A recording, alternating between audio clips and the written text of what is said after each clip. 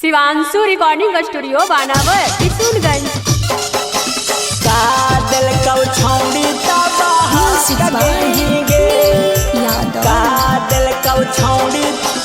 कादल कौ छौड़ी mix by मनी आर्या। छौड़ी पहले नियान जाना बोला ही नाई गे की होल भेद तू खोला ही नाई गे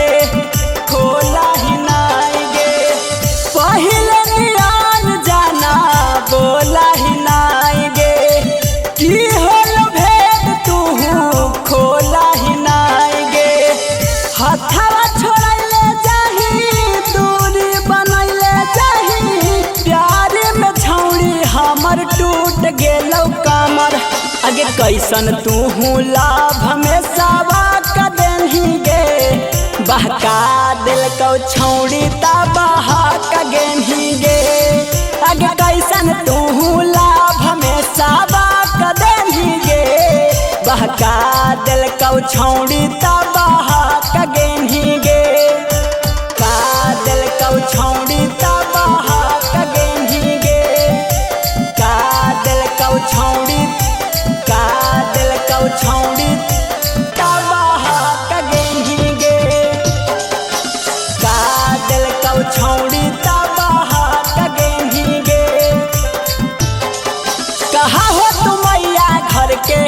कि गे इज्जत बचा ले कहा हो तू बौजी हमार कि गे पगड़ी बचा ले कि गे पगड़ी बचा ले कहा हो तू मैया घर के कि गे इज्जत बचा ले कहा हो तू बौजी हमार कि गे पगड़ी बचा ले तोरा बिना हमार सास रुक जाता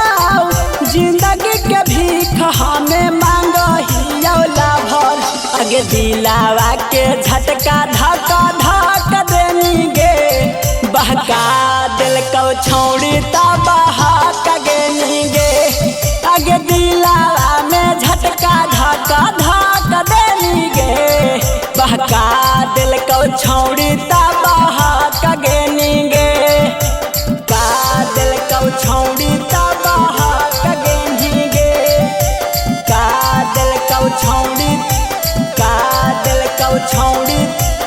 बहा कगेनी गे कादल कौ छौड़ी बहा कगेनी गे नहीं मासूम बड़ी कैसे पता लगे नहीं